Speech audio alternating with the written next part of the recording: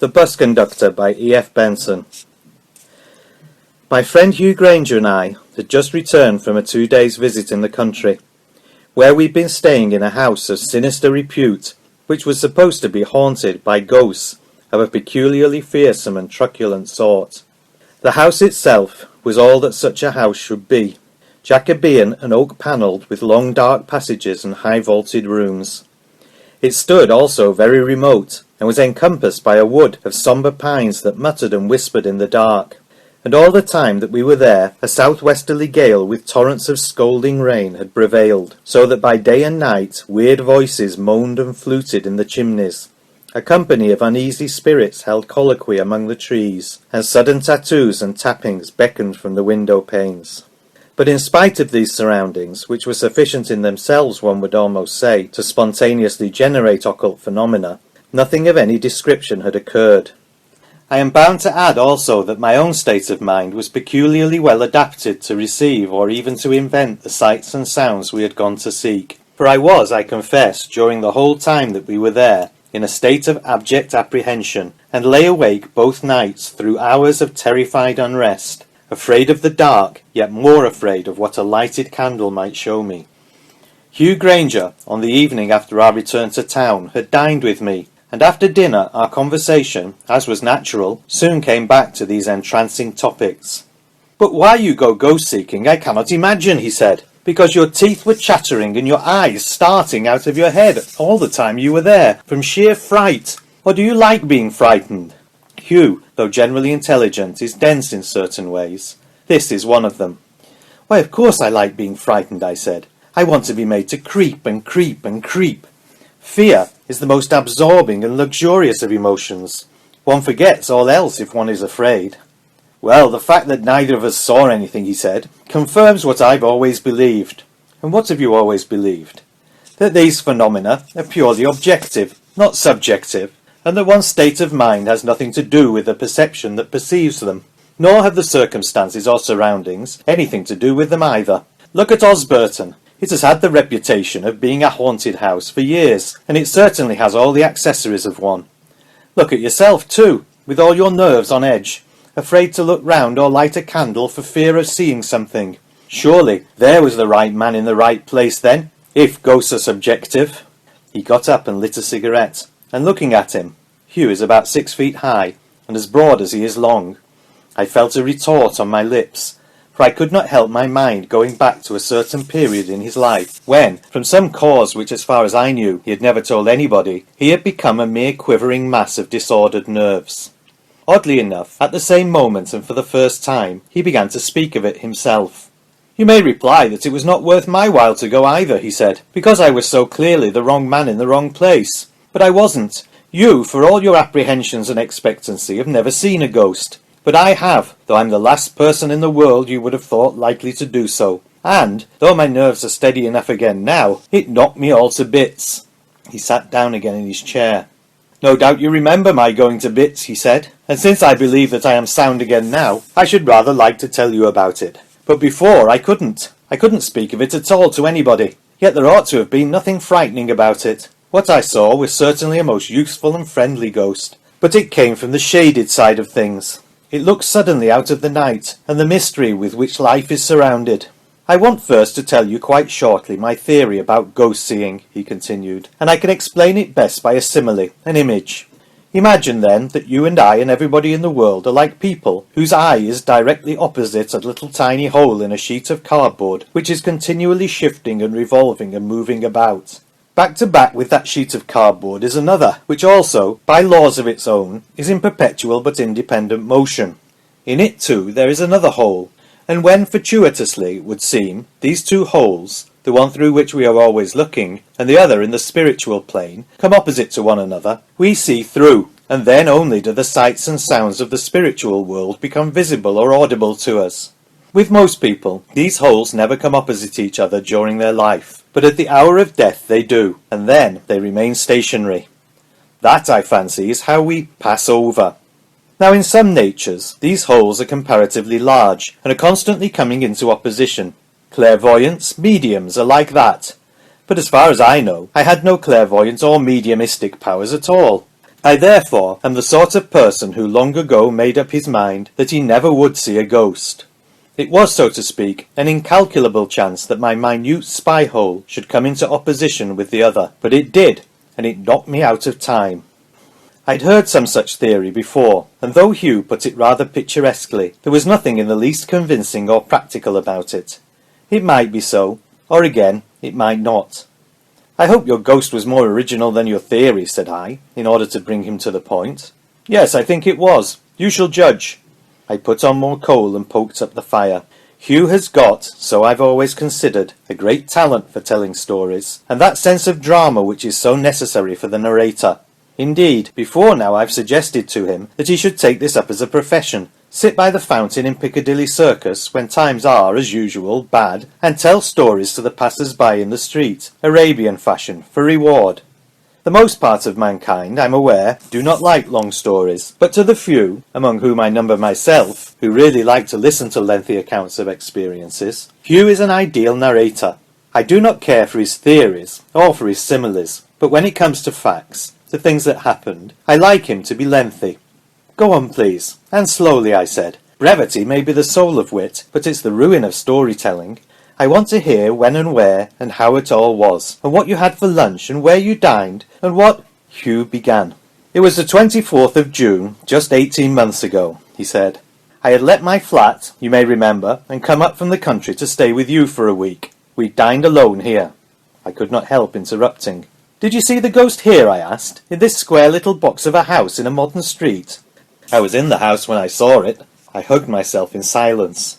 "We dined alone here in Graham Street," he said, "and after dinner I went out to some party, and you stopped at home.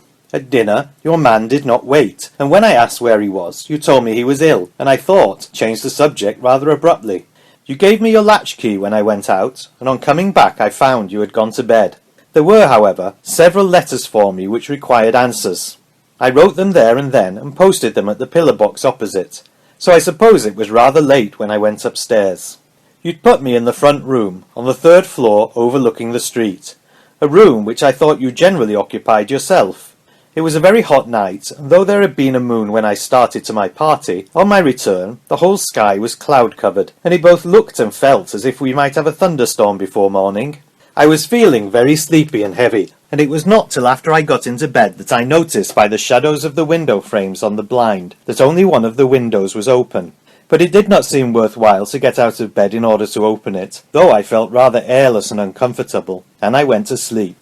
What time it was when I awoke I do not know, but it was certainly not yet dawn, and I never remember being conscious of such an extraordinary stillness as prevailed. There was no sound either of foot passengers or wheel traffic.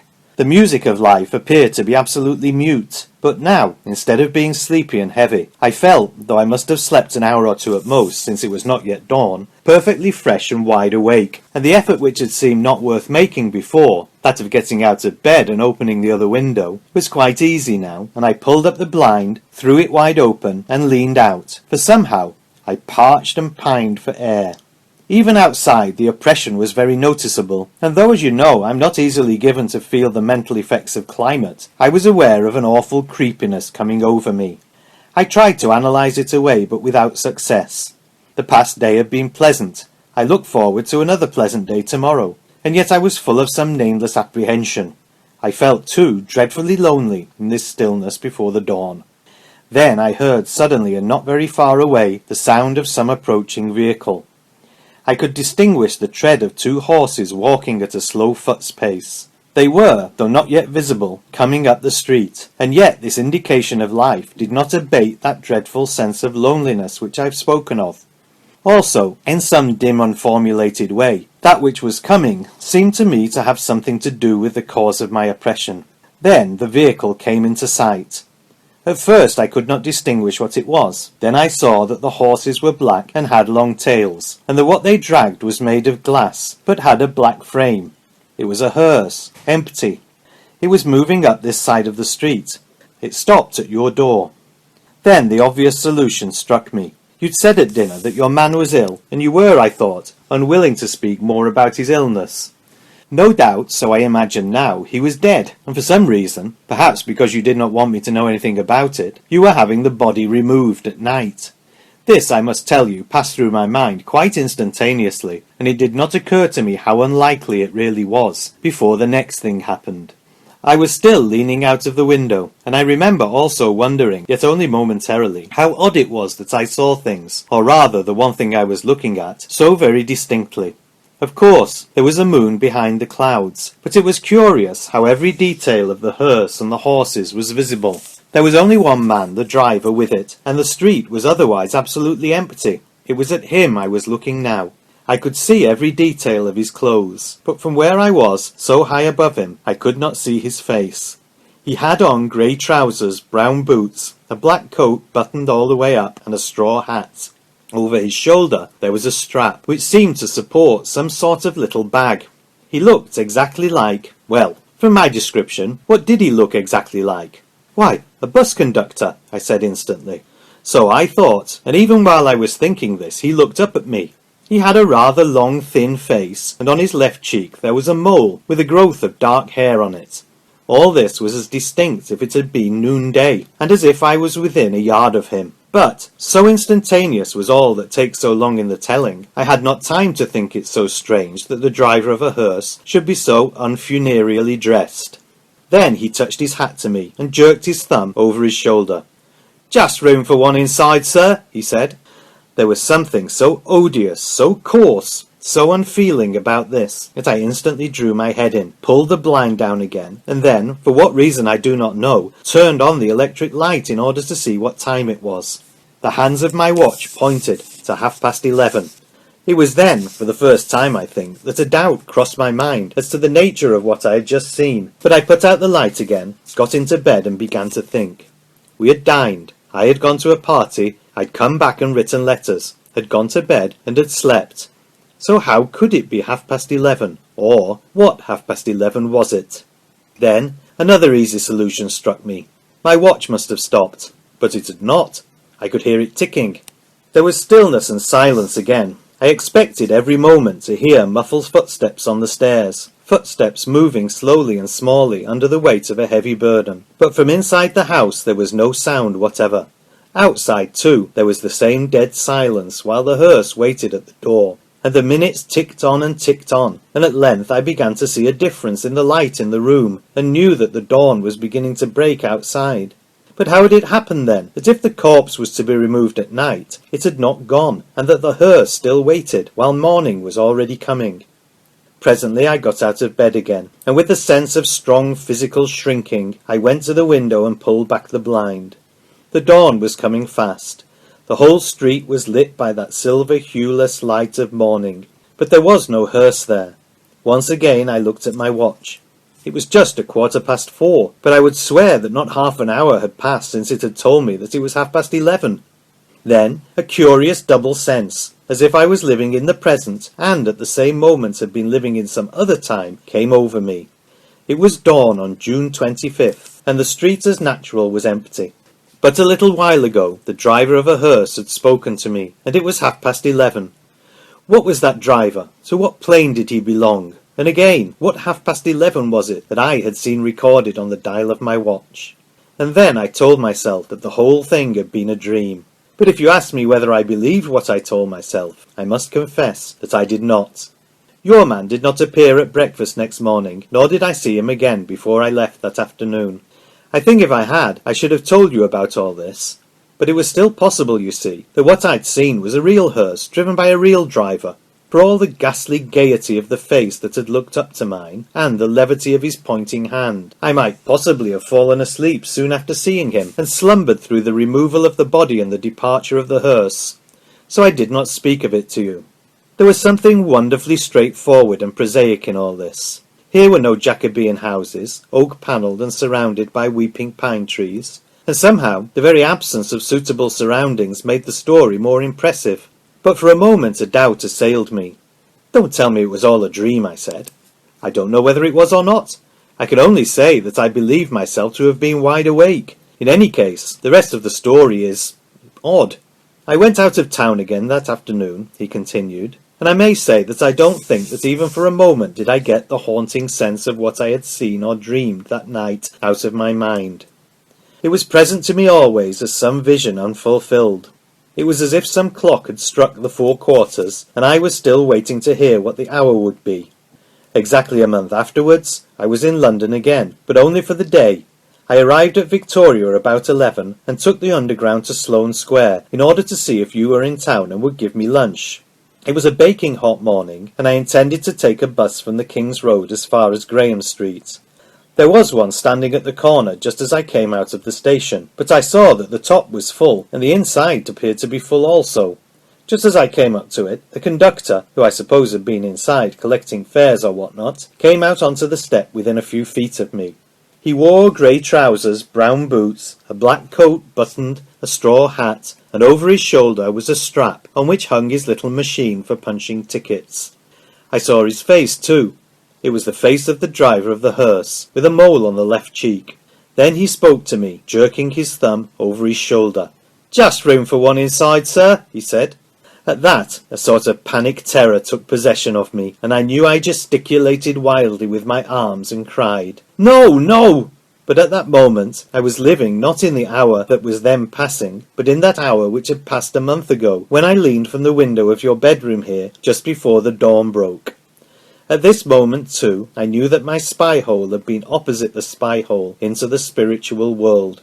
What I had seen there had some significance, now being fulfilled beyond the significance of the trivial happenings of today and tomorrow. The powers of which we know so little were visibly working before me, and I stood there on the pavement, shaking and trembling. I was opposite the post office at the corner, and just as the bus started, my eye fell on the clock in the window there.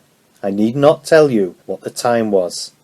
Perhaps I need not tell you the rest, for you probably conjecture it, since you will not have forgotten what happened at the corner of Sloane Square at the end of July, the summer before last. The bus pulled out from the pavement into the street in order to get round a van that was standing in front of it. At the moment there came down the King's Road a big motor going at a hideously dangerous pace. It crashed full into the bus, burrowing into it as a gimlet burrows into a board. He paused. "And that's my story," he said.